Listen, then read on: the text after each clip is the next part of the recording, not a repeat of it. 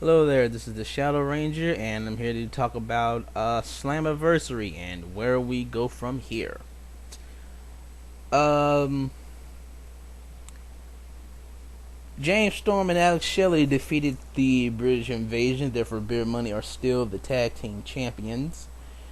This is what I expected to happen. I actually got all my predictions right except one, but we'll talk about that when I get to it. Um,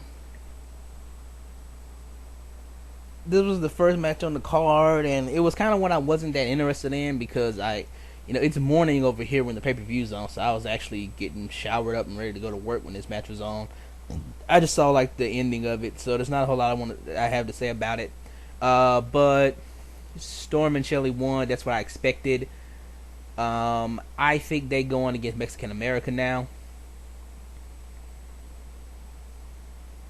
I've said before, I think Mexican America should be the ones to take those titles, but they've injured a couple of guys, so they've really got to, clean themselves up in the ring. I hope Mexican America's been sort of working more so that they don't accidentally injure anybody. They Anarchia injured Saban, and Hernandez kind of injured Jesse Neal. That's why Machine Guns and Ink are on this shelf for now. But at least Jesse Neal wasn't too serious, and he'll be back pretty soon. And I talked about in one of my After Immortal videos, episode called Guys and Dolls, or what I would do with Ink and Mexican America feuding over those titles. That's what I'd like to see. Um, Matt Morgan defeated Scott Steiner. No problem there. I think Matt Morgan ready to move on. I think he'll be done with Steiner, and I don't expect Steiner to be sticking around that much longer anyway. So I got the roster page up, and let's look at who Morgan could really go into a program with next. If EY wasn't, if Gunner still had that TV title, they could feud for that TV title. I don't know why they put that TV title on EY. There's so many other guys who could be doing good stuff with that belt right now. But let's see here. I think Matt Morgan versus Crimson might happen down the line, but both are really being pushed as baby faces, and I don't think they want to do that match right now. I said it wouldn't hurt Joe to lose the Crimson, but I do think it would hurt Matt Morgan to lose the Crimson right now. I think their match is one you want to build up to later. Keep both of them kind of going on a pretty decent winning streak as they are now, and then down the line let them do a match together. I think it could be really good. Morgan could do something with the Pope for a little bit. I mean, there's suggestions Pope might do something with Devon. I could really care less. I'd rather see Matt Morgan feud with Pope. Maybe Morgan could get in that TV title picture. He could go up against EY or Gunner. They could all get in there and maybe get a three-way going. But they really need to get that TV title off EY. There's not much he could do with it.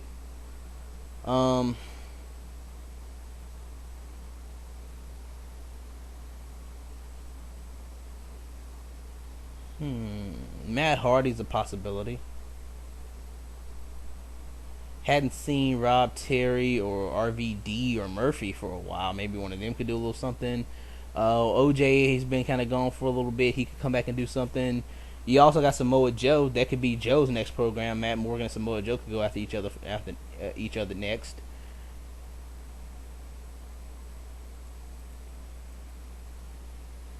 Hard to say. Abyss defeated Kendrick and Kazarian to win the title. Somebody's got to get the one-on-one match with Abyss and beat him for the title at Destination X. That's what I see happening.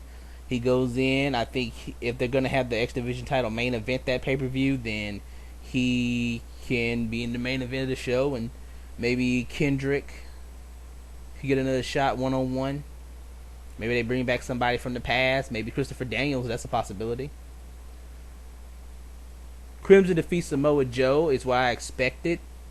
If Gunner was still the TV champion, I would say that Crimson start moving toward that belt now, because I think that would be the best idea. I don't know why did they put that title on EY. I just cannot figure that out for any reason. Because if Crimson's being pushed as a face, he really can't feud with EY over that title right now. So he needs another heel to go after. I'm gonna say Bully Ray. Bully Ray got built up big tonight, and well, today for me it's 3 p.m. here. So I think maybe that'll be Crimson's next feud with Bully Ray, or maybe he goes after Steiner because he kind of came in with Steiner for a little bit, so that's also a possibility. Of course, there's much to be said for him. Maybe doing a little short program with RVD, that could be good.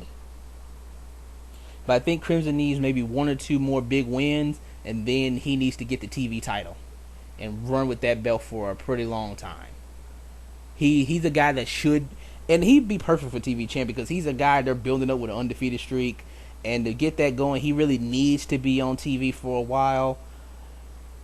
Set up some type of three-way match. Get another couple heels in. Let's say you do EY, Crimson, Pope, and Gunner. Maybe not Pope. Bully Ray and Gunner. Bully Ray, Gunner, Crimson, EY. Let them have a four-way at the next pay-per-view or coming up on Impact in recent weeks. Let Crimson get the win and let him run with that belt for a good long time. Mickie James defeated Angelina Love for the Knockouts title. I was surprised that Velvet Sky didn't show up to try to get rid of Winter or something. But with Mickie, she's beat Angelina. So I could see her taking on Winter next. She could do another month or two just feuding with Angelina and Winter. I think Mickey's is gonna go a couple months down the line. I think they want to keep building up Velvet Sky and have Velvet Sky versus Mickie James down the line. I could really see that being a nice Bound for Glory match. But I'm guessing they'll do Mickie James versus Winter for the next pay-per-view. Bully Ray beat AJ Styles in the last man standing match. I really enjoyed this match a lot. I thought they really did some hard hitting stuff to each other.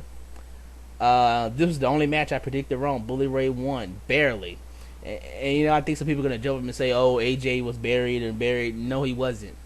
AJ kicked Bully Ray's ass. Bully Ray pretty much got a lucky shot in. Barely won. And I think their feud can go on another month or so. There's more these two can do. I say do it. Mr. Anderson defeated Sting to become world champion. Eric Bischoff interfered, causing a distraction to have Anderson win. Does this mean Anderson's part of Immortal now? We don't really know. But he is champion. So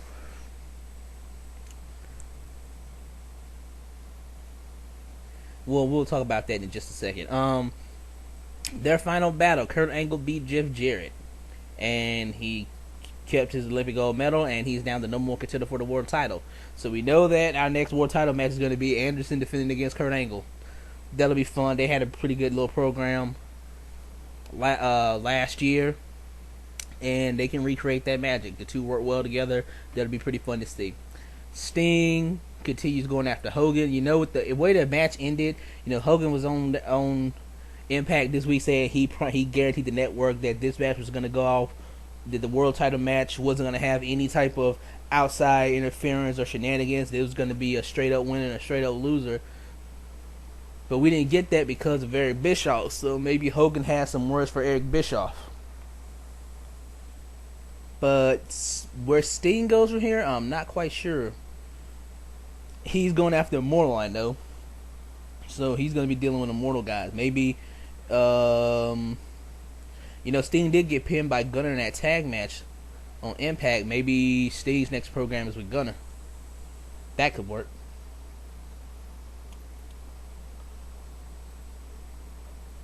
All in all, it was a pretty fun pay-per-view. I enjoyed the show. It was a little dull in the beginning, but I think it kind of picked up toward the end. So I'll say decent show, and looking forward to the next pay-per-view. So, yeah, that's all I'll say about Slammiversary. We'll see what happens next week on Impact, and I'll make another video if I need to. This is a Shadow Ranger. Thank you for listening. Have a nice day. I gotta go to work.